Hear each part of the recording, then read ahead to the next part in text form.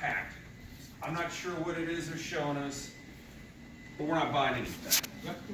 So, a couple of ways I think in my heart that have to overcome that. We need to do a really, really good vac kill.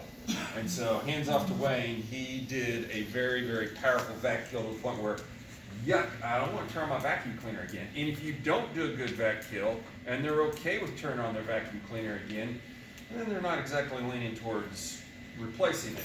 I think the other thing that's really important is we need to do a mini vac and explain how filters plug to where they understand that our machine is not just a better machine. In my heart, if we don't do a good vac kill and we don't do a really good mini vac, then all we're doing is showing that the rainbow's better than what they got. And you can sell machines showing the rainbow's better than what they have, but you'll sell a lot more machines when you can show that the rainbow is not just better than what they have, it's the only solution to the problem because everything else has a dry filter. Right.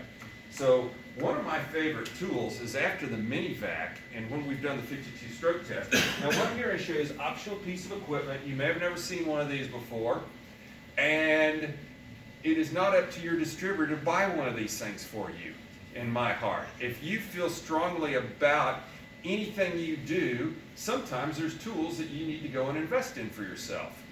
A good mechanic is going to invest in good tools. This is a tool I like, doesn't mean necessarily, do you need it to do a demo? No. People have been selling them for 80 some odd years without one of these. Lots of offices never use these. So I'm not saying you need one, but there's a couple of cool things you can do with it that I like. So we're going to start right after the 52 stroke test. And I let people know when I pull this thing out, because, hey, this is not part of this machine. This is just a demonstration tool. But what I would like you guys to do, look right in this area and right in this circle. And I'm going to go over this patch of carpet that you went over 52 times with your machine, did essentially a year's worth of effort. And watch right in here, and watch for this filter surface to become some color other than snow white. Basically, every place where this filter surface is some color other than snow white is a place that dirt has lodged in the pores. It's a place that the air can no longer pass through. One of the reasons I like this is I can reemphasize the lessons that we taught them at the mini vac and how filters plug, and I can use this to not only pull dirt but emphasize how filters plug. So guys, we're right now in the demo right after the 52 stroke test. I picked the area that they are going to do this. I want to go hit a high traffic area typically. There's enough dirt in here I don't have to go to a high traffic area. If I'm in a house, I want to go to a high traffic area, near a door, something like that. So here we go. Now nothing's going to happen with this machine really cool until I touch this trigger.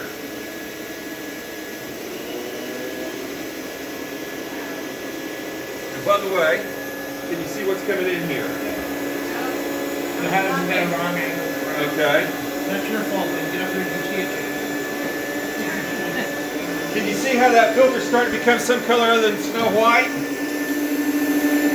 You hear the pitch of the motor getting higher, struggling to pull the air through there, just like it was doing when we had the mini vac going earlier.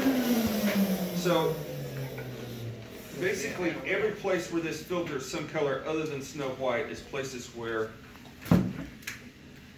the air no longer passes. So filters have a problem.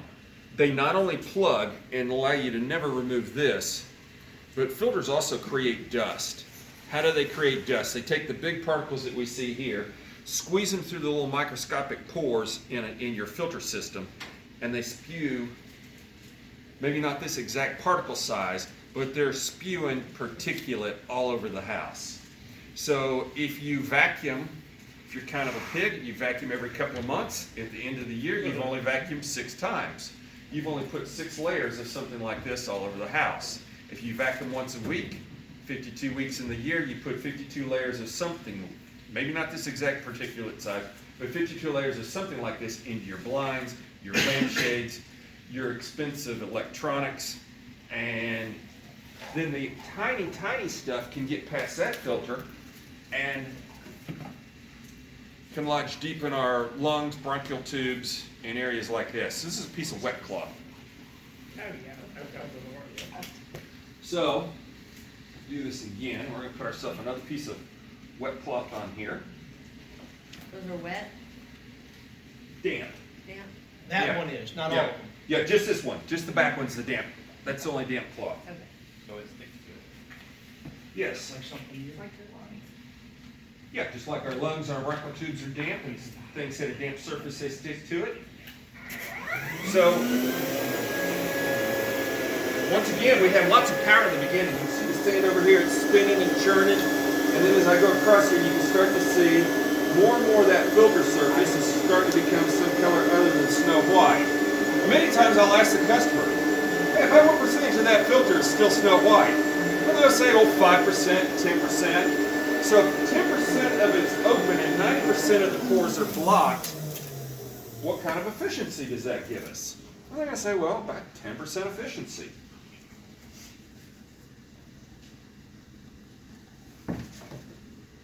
So once again, this much big dirt created this much of a fine dust issue. Can you say that again, Alan, which is really important, what he just said there? This amount of, This much big dirt, and I'll change it up a little bit this time, this much big dirt sent through a filter system created this much of a fine dust problem, and this gets pumped throughout everything in the house. And a crazy thing, Just like you saw your vacuum. yeah, just like you saw coming out of your vacuum cleaner. Bob earlier was talking about it's important, hey, tell your story. I heard something years ago that I liked, and it says stories are the glue that gets the facts to stick. And people will remember stories, and they'll remember some of the facts from it better. So one of the things I like to do when I'm in a house is let them know, hey, from my personal experience, I can go into homes, and if they're kind of pigs and they don't clean very often, the surroundings may look maybe not so appealing, but you know what? They've got the cleanest blinds, the cleanest lampshades, and the cleanest curtains. And I go into a tidy person's home that's cleaning 2, 3, 4 times a week. They're pumping this stuff out all over the place. They have the dirtiest blinds, the dirtiest lampshades, the dirtiest walls, and many times worse allergy issues because of their tidiness, because they're using brooms and vacuum cleaners and feather dusters and other things that are just constantly spreading. So, and this is where I like to ask that first question. What's this tell you about using dry filter cleaning systems? it don't work. Yeah, and many times I go, oh my God, I can't believe. And so one of the things by the time I've gotten to this point of the 52 stroke test, I know some things from visiting with the customer. I know how long they lived in the house. From the vac kill, like Wayne did earlier, he found out how long have they had their Dyson, their Kirby, whatnot. How long did they have one before that? And here's a situation you run across many times. They've been in the house 2 or 3 years. They started off, so what? If that's the case, I'm going to bring up, okay, so you started off 2 years ago, brand new carpet, brand new home, not a granule of dirt, sand anywhere in it, started off with a brand new Dyson. And after 2 years of hard work, labor, energy, and effort, here's where we're at.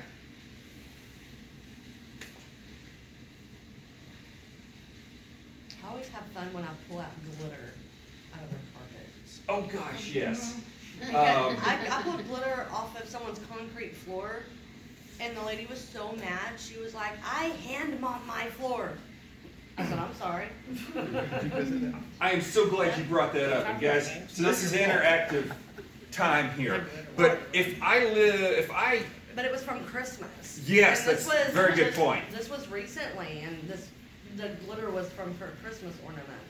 I was like, so how many times have you swept, mopped, hand mopped your floors? And I'm still getting glitter from Christmas. Beautiful, beautiful, beautiful. James, you have something you Yeah, want just to to add? add something on, I'm telling Okay. everyone, like, you know when it's time to put up your Christmas decorations? When you get the last glitter from last year up, it's time to get them back out. Right? So, what can you guys do if you're in the house? If you're in their living room, imagine you live there and figure out where would you put a tree. And I would go to that corner at some point in time. You don't want to just pull all of your pads from one area. I don't want to just show that all the problems in front of the door. That's where we're going to do our 52 stroke test. I want to go in front of the chair, the easy chair. I want to go in front of the couch. I want to go over into the corner. I want to show that the problem is everywhere throughout their house, not just in one spot.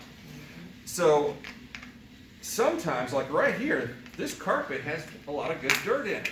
Sometimes you can go to an area and you might be able to pull 10 or 15 from the little 3 foot by 3 foot area in a high traffic area. You might be able to pull 10 or 15 really good nasty claws.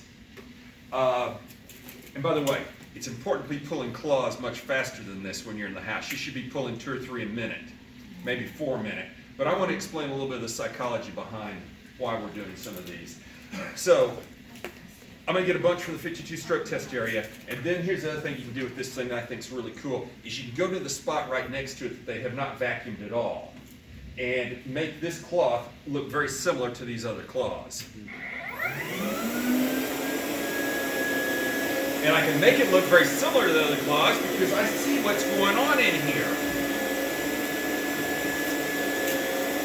So once again, I think you can see the majority of that filter surface is some color other than snow white.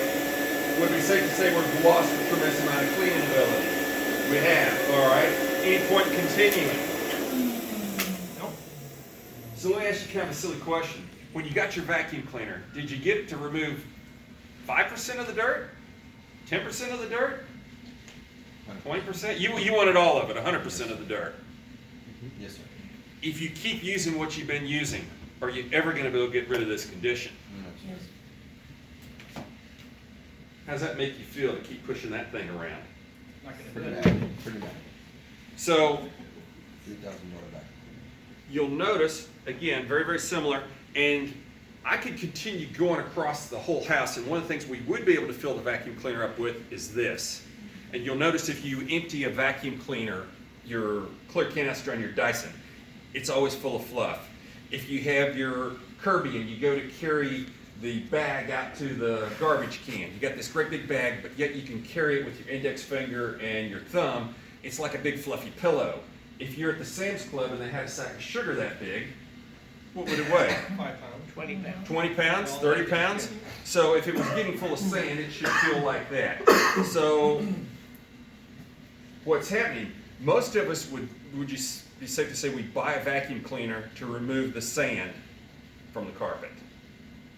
But if you don't get the sand out, the sand has 20, 30, 40, 50 cutting edges on every little granule. It would probably be safe to say that the sand is removing the carpet.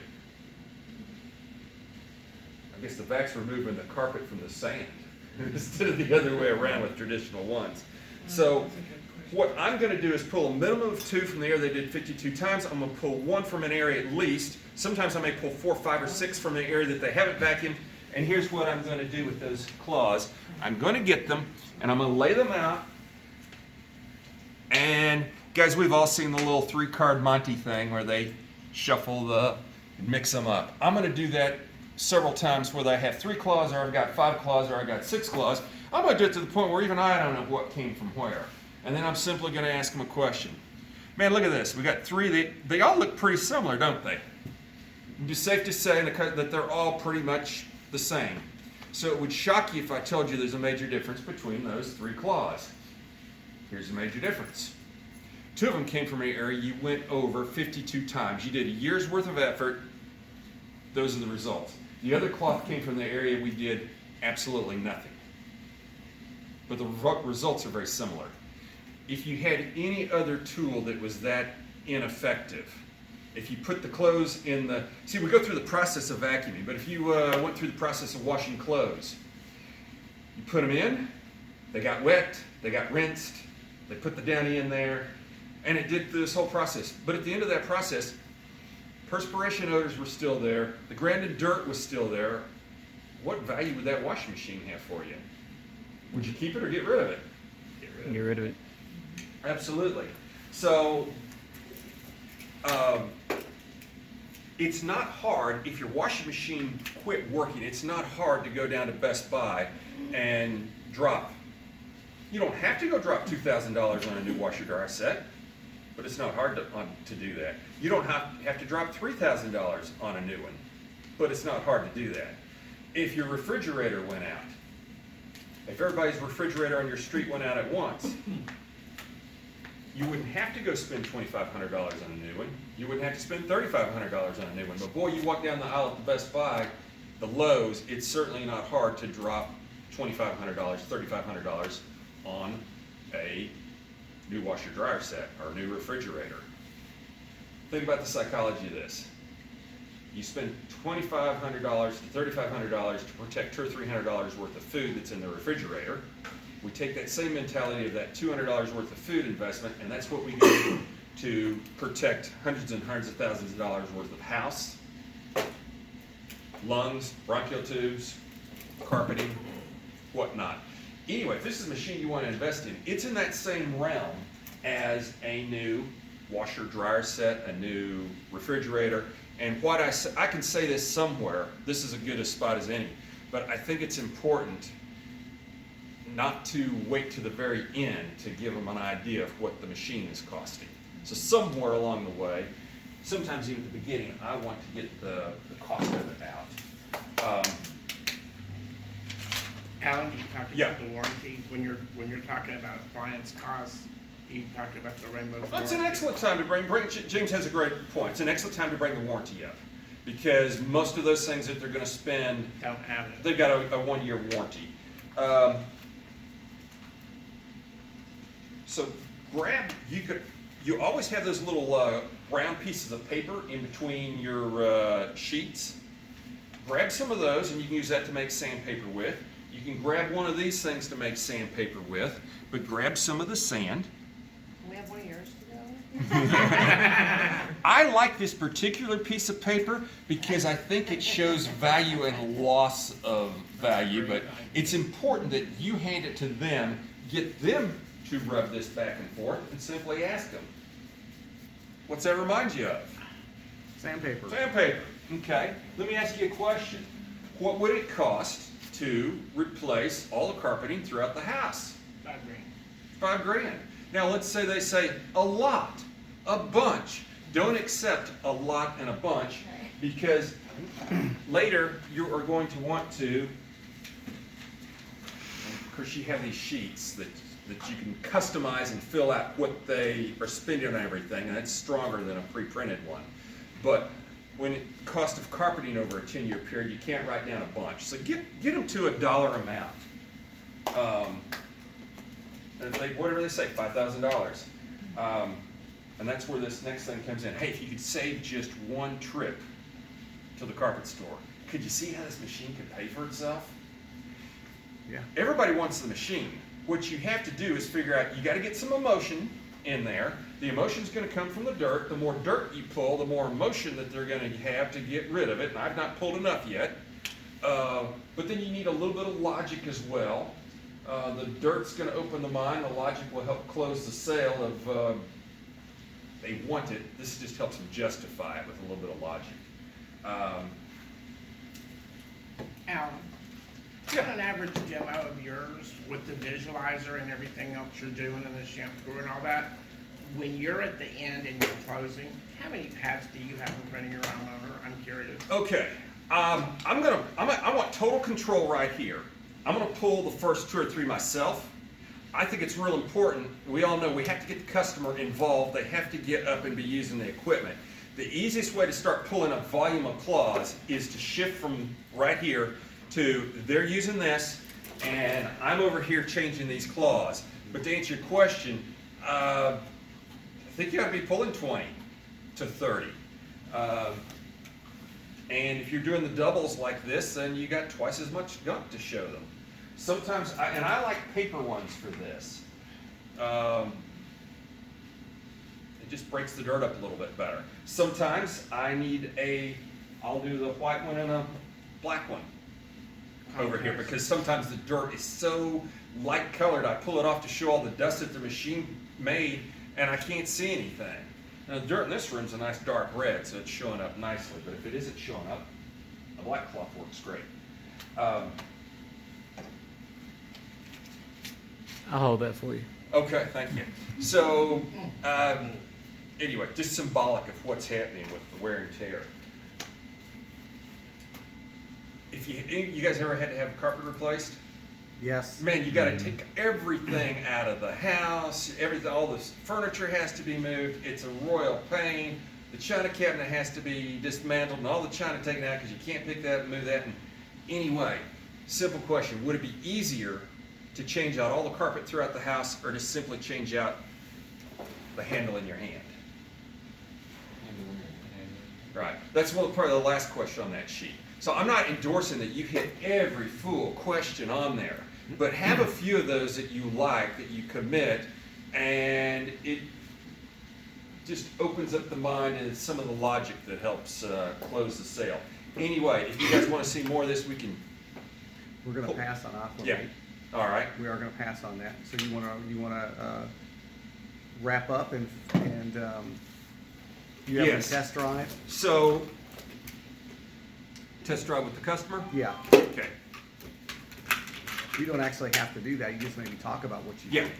So one of the things I like to do, I like to use their numbers, but if you don't have their numbers in pre-printed, I love to get this, and I put it, and I start making a display around their numbers.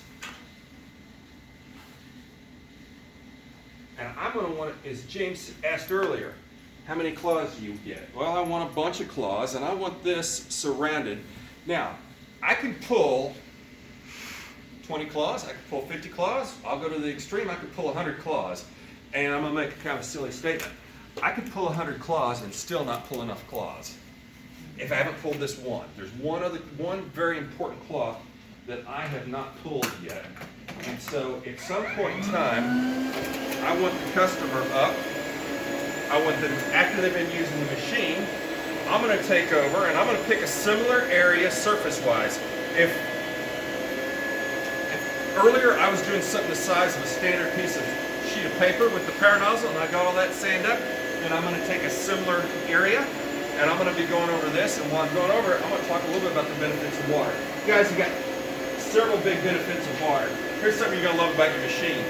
20 years from now, your rainbow is going to smell just like it does today. Why is it going to smell just like it does today?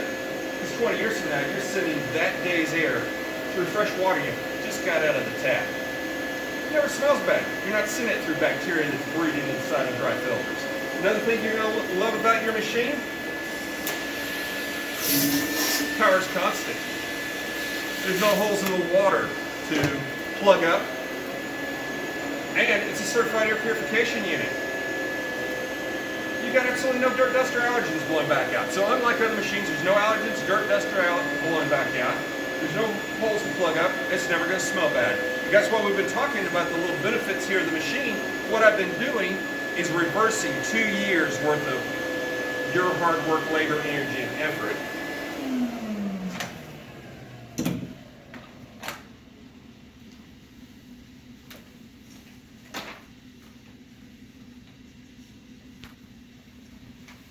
I think it's important to wipe this out. So you don't Absolutely, it's leave gotta it. be a fair test. Yeah.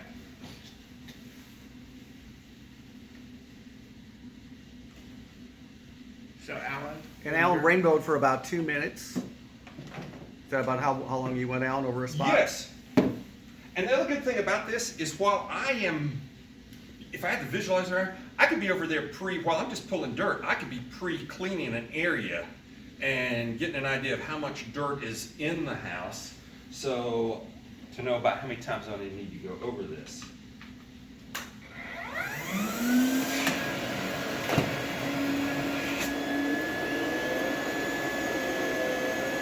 So that's the So,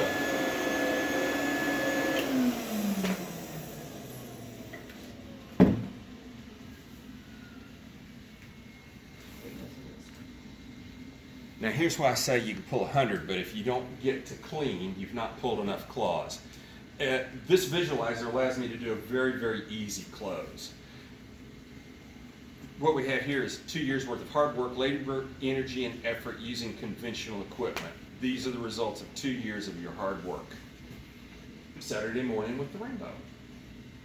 2 years of conventional, Saturday morning with the rainbow.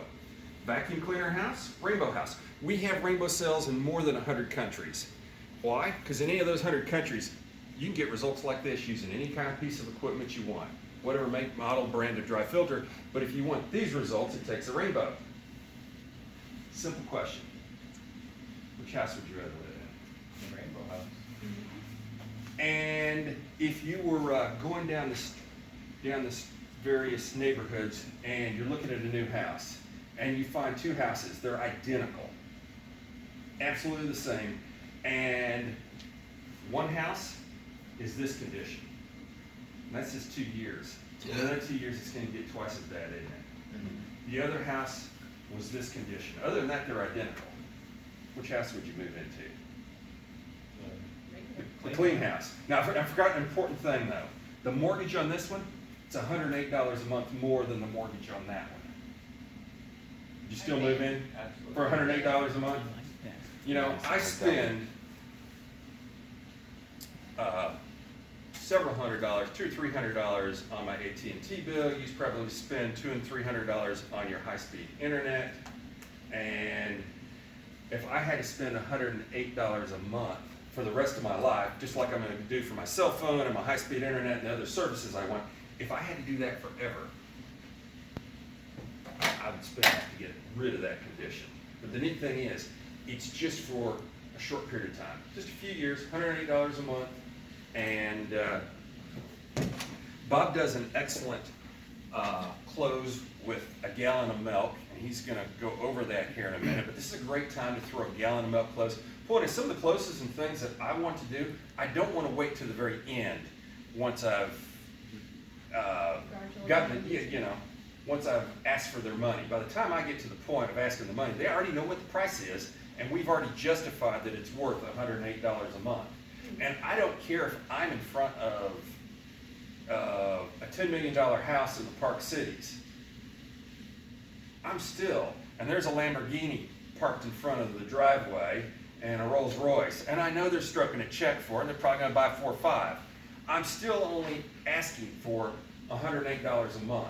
I'm asking for $3 a day, and even though you know that's not the way they're going to get it, but if you can give them to justify it's worth $3 a day or $3.50 a day, it makes it really easy when you get to the end to get their business. Questions? I'm pretty much done. What, James? All right, so when you had those pads out there and you had that pre-printed, let's take a look with all the numbers, the carpet replacement and all that. Yes. But you said, I have true numbers, I have theirs. Where are you getting those numbers? Are you getting them throughout the demo? Oh, excellent question. Absolutely. At the very beginning, I'm finding out what are they at the Raymond. You're typically finding out, and I'm sure you guys are doing the So same that's thing. the blue card where those true numbers are coming from. Yeah, absolutely. You're not waiting till the light of night. You have it at the end. Yeah, I've been trying to slowly gather intel the entire time So you've been there. At the point when you're making a frame around their numbers, that's how you've gotten the true numbers. Yes, and one last thing, when I get over here and I'm asking, I like to pull, it's just me, but I like to pull the sheet out of the box. I have that surrounded by dirt and filth, and I have 2782, and I've got the clean cloth. So that's just me, but I kind of like to do, it's a very good symbolic that waste this kind of money and have these results, or save a bunch of money and have those results. And I don't want to carry over too long, Bob, but if there's Perfect, thank you. I don't know if you time to That's jump very in, or visual. you guys have some more questions. Who else has a question for Alan? He did a great job. Yes, Let's you give Alan did. a round of applause.